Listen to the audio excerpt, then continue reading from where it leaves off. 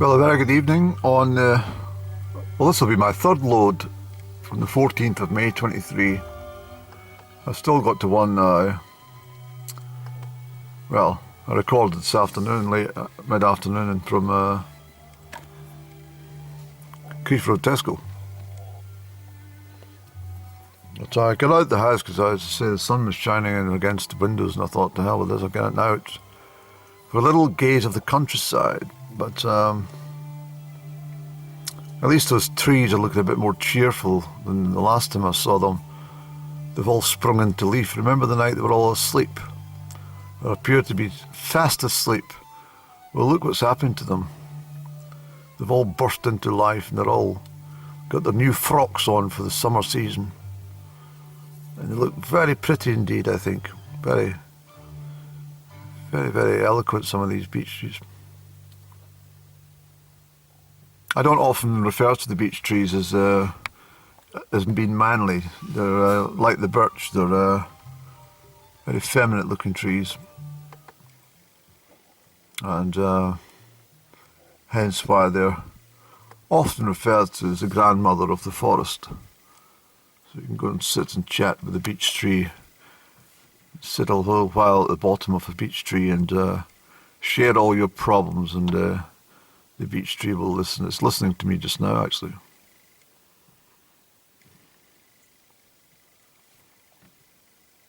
Anyway, I was thinking today, as I often am thinking, you get an opportunity to think when you don't have the television on, you see. I've put the volume down on the classical radio station. Well, it's Gaelic radio station, but this is the traditional Sunday evening classical hour. It's delightful music, actually. And then we have some Gaelic religious services to follow for about at least an hour's worth.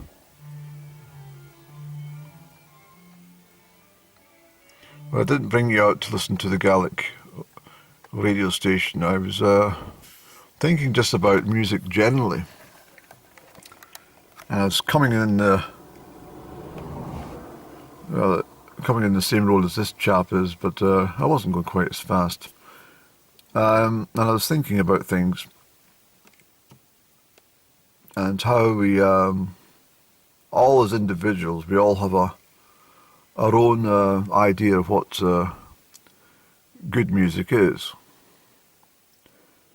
And while you sit a while and listen to music from your youth or music from your childhood, or whether you like to keep modern with the most up-to-date music, well, pity you if you are, but the idea that music choices and what we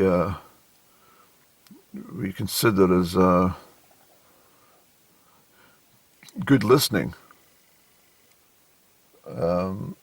it's entirely down to the individual. Sorry, my mind was fading there. I do apologise. Sometimes that happens. What I'm trying to say in a little bit of a roundabout way is I enjoy all types of music, everything from the Baroque period right through to modern Gaelic releases or bluegrass numbers or something of that nature. And I quite like listening to nostalgic type music, or music to make me happy, just anything. But one thing I cannot stand, even though I haven't listened to it or watched it since 1979, is the Eurovision Song Contest. Actually, I think I did. I think I remember, it was Brotherhood of Man, I think. Did they not win it or something in 1981? The reason I'm chatting about this Eurovision Song Contest is because, obviously, it's been on this weekend, and I mentioned from the earlier vlog that I'm still shaken by the fact that there's a news headline. BBC found nothing else more important in the fucking world to put as their main headline. Breaking news. I can such and such. I didn't even read it because I switched it off. I thought, and it kind of sums up to me just exactly the way things are just now in this world, and with everyone, right down to the editorial people in the BBC that make decisions that they think that this is more important in people's lives than some serious political issues, even in our own backyard, which need more investigation, in my opinion. But no, Eurovision Song Contest takes top priority as a news story. And I find that probably I didn't look at any newspapers. I don't buy any newspapers now. I don't read them. But I probably, almost bet money that some newspapers would have carried something as a title, as the main headline about that Eurovision Song Contest. So let's go back to 1981. I'm sure it was 81. Brotherhood of Man. It set off their career. I'm sure there's always been some debate about these competitions anyway, about who's actually winning, and was there not some underhandedness at some point in regards to the winners? When we went back to ABBA in the 1970s, when they won, I mean, they were a damn good Swedish outfit, but at the same time, I mean, one of the guitarists in the band just died recently, and no one even knows his name, because he was never given any accolade as to, the behind-the-scenes musician in that particular band. I think he played most of what the music that we hear from ABBA at the time was all down to him, not the two marvellous-looking girls and the two chaps that pranced around on stage. But anyway, I'm not having a dig at ABBA or anything like that. I mentioned earlier from today about it was Dana in 1971, as I recall. All kinds of everything. Was that the one? I can't even remember now. Remind me of you. Yeah. All kinds of everything. It's one of these little cherry type songs. And then Vicky Leandros, from the Greek singer, she was actually pretty good in what she did, and she won fair and square. But my point then was that there was, casting my mind back, I think the Vietnam War was much more important than the Eurovision Song Contest, so there was lots more news bulletins about that, not about Eurovision. But it's just it's a whole circus and playground for all these chat shows and fucking radio shows to just, pump it up and get the sheep of the lands to get all excited about nothing. It does annoy me. It shouldn't, but it does. I can't be the only person on the planet that gets annoyed about this sort of stuff, but it's complete drivel. I don't actually care who won. I couldn't care if they had it or not. If they told me tomorrow, no, next year's Eurovision's been completely cancelled, it's finished, but that's the end of it. Oh, good. And I'd like to say it's just a bunch of crap. That's what I think about it. And I'm not having any jostling in my brain about this conversation, but I'm just feeling that it's just such hype about nothing. And I just feel that people have really got to get a grip in their lives. Or let me put it another way, then. Just say I said to someone, tell me, I'm a bit puzzled, but there's been a lot of chat recently about Eurovision Song Contest. Any ideas who actually won, or what it's all about? Oh, really? Oh, And what did they sing? What did they sing about? Was it a political song? And were there any musicians involved?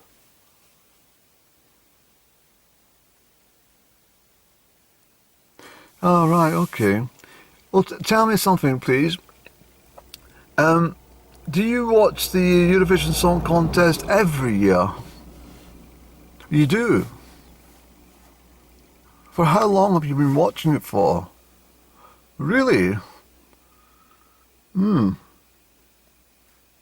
So tell me, who was it that won in 1999? Oh, all right. Oh, okay. Well, fair enough. If you can't remember, that's all right. So who won it 2 years ago then? Oh, you can't remember. Oh, well. Oh, okay.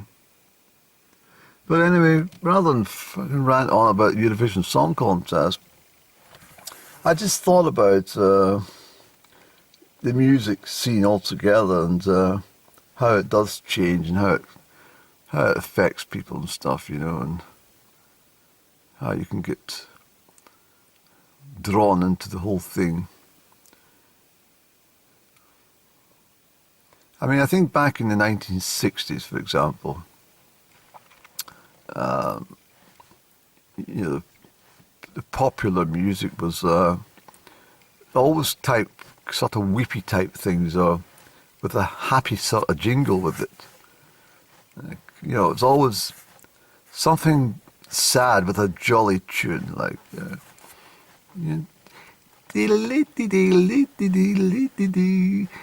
We went to get married, but we never got down the aisle. We went to get married, but he waited a while. And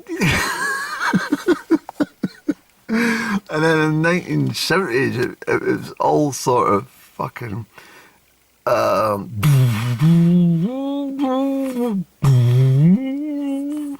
It's always some dramatic entrance to the music track. I'm not going to give anything away, but it didn't matter what it was. It was always some... It was the intro to the music for anything in the 70s. That actually, if you were to, what do you call it, sample any of those first 5 seconds and put them all together, you'd have a fucking great tune. Because every single track in the 1970s began really, really well.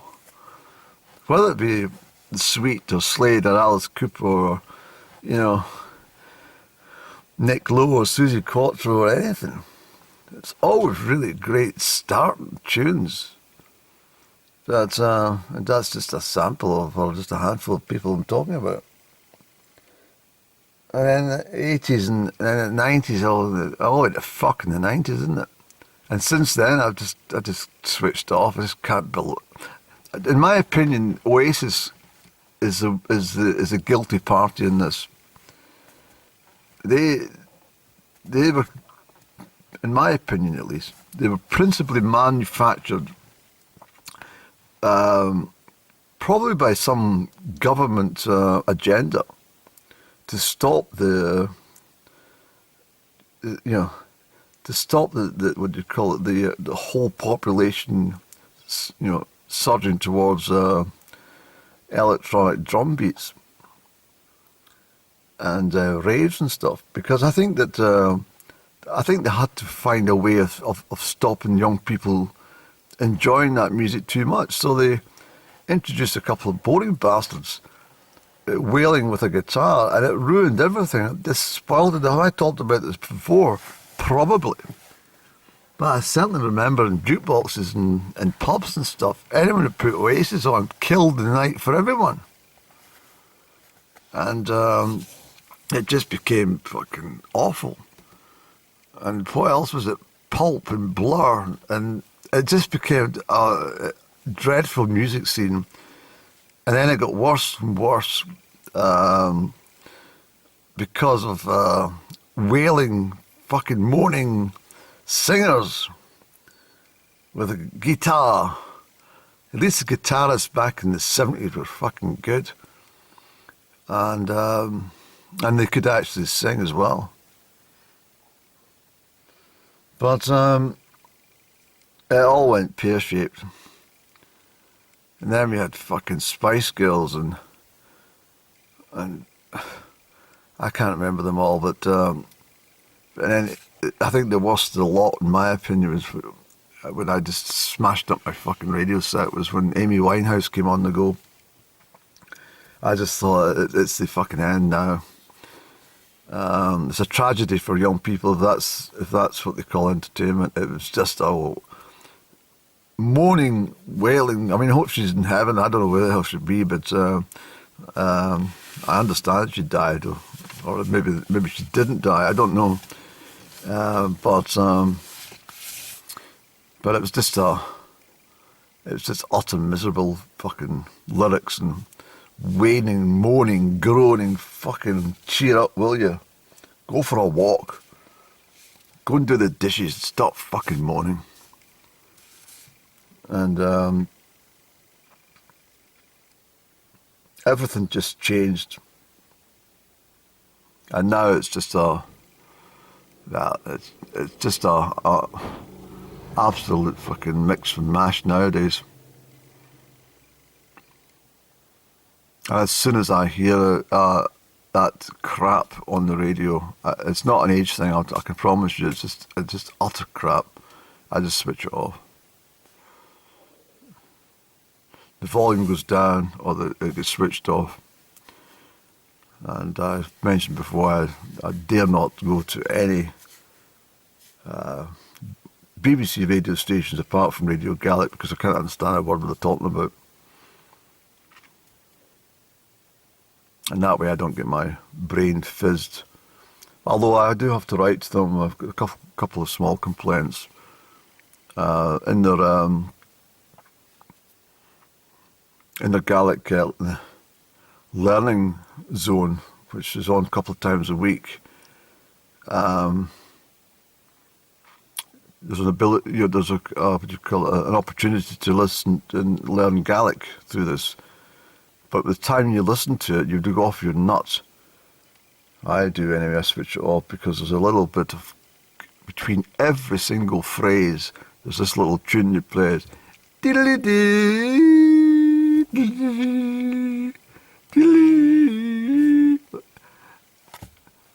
Heilig to fly, outside. Heels Ivan, la grachen you. And I've got to write to them, I say, can you fucking change that? Because I'm trying to learn your language, and that is just driving me up the wall. But also, there's another program that seems to come on Friday. This is what I don't like about radio stations either. Just like that episode in Tesco's, they must get told and ticked off the list, because these multinationals do this sort of stuff, that at a certain time the music changes. It's got to change for the clientele, the shoppers that are going to come through the door. So they keep changing the music as they think what the shoppers will enjoy listening to, but it's completely crap. That's why I challenge them. And I don't understand how they think that people will buy more products if the music's making a fucking noise. I played, the radio station itself played Adagio for Strings a day ago with Samuel Barber. Well, if you played that loud enough and long enough in Tesco's, for example, or any supermarket, to be perfectly honest, surely the shoppers would buy more. They would be that fucking down in the dumps. They'd be fucking buying fucking bottles of whiskey and fucking apples and tins of peaches and everything. But what else have we got to talk about, Andy?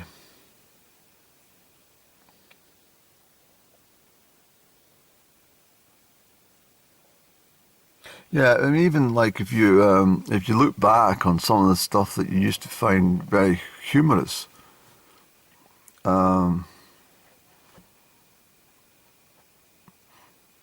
there's a program that used to come on every single fucking New Year. I never watched it once. I never laughed at it once when I did watch it. The first couple of years it was on, I couldn't find anything that was remotely funny about it. I can't even remember the name of the show or anything.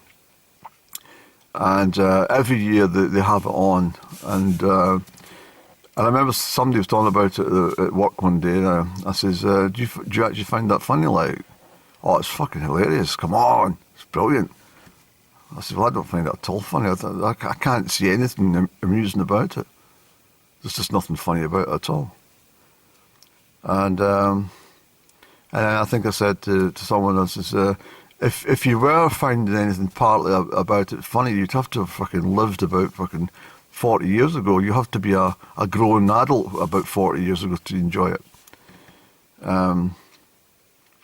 And then I think I saw somewhere where it was getting slagged off in the newspapers for being shite, that this actually came into conversation. So I was right after all. Yeah, whatever the program's called, they were talking about a guy called Frank McAvenny or something. And most people didn't know who the fuck that was anyway. So they were still spurring out the same old shite every new year, and people were still sitting there gazing at it. That's just crap. So I don't find humour with anything much at all now. Even Scotch and Rye, I've looked at a couple of things on YouTube. I thought, yeah, well, I never wasted any time in my life watching this stuff, because I must have watched it maybe for about 5 minutes and thought, it's not really that funny. Not really. Some bits of it. And most of it was all just, it was all just about alcohol. I think that's what was funny about it, because it was just a mirror image of most people sitting there pissed watching it.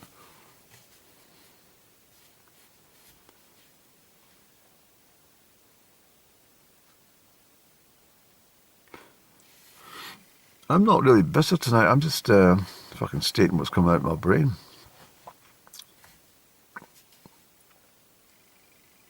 But I have been actually annoyed about this Eurovision Song Contest all day. And it shouldn't affect me, because it's... I mean, I wonder if the next time I speak to my GP, I say to him,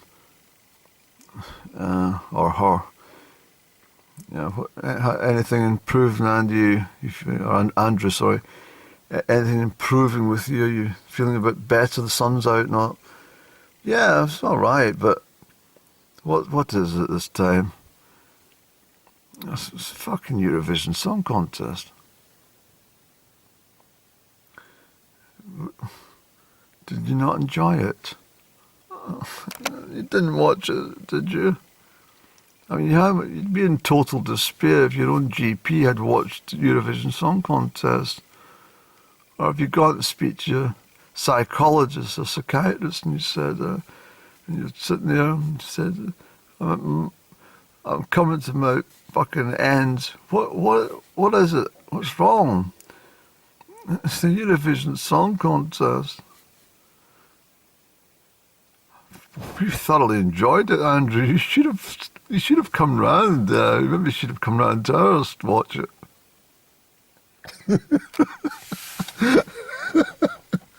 Oh fuck! The world is going out the fuck, isn't it?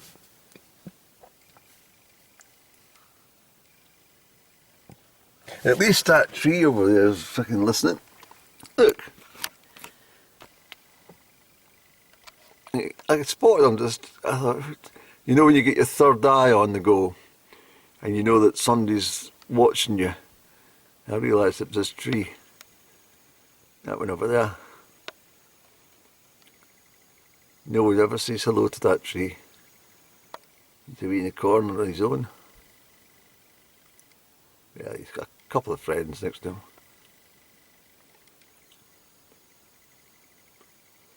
See him? Hello there, I can see your face. I can see you. Yeah. Boo-boo. Look, he's awfully sad. That's a shame, eh? I'll come and see you soon. I'll see you at Greg's.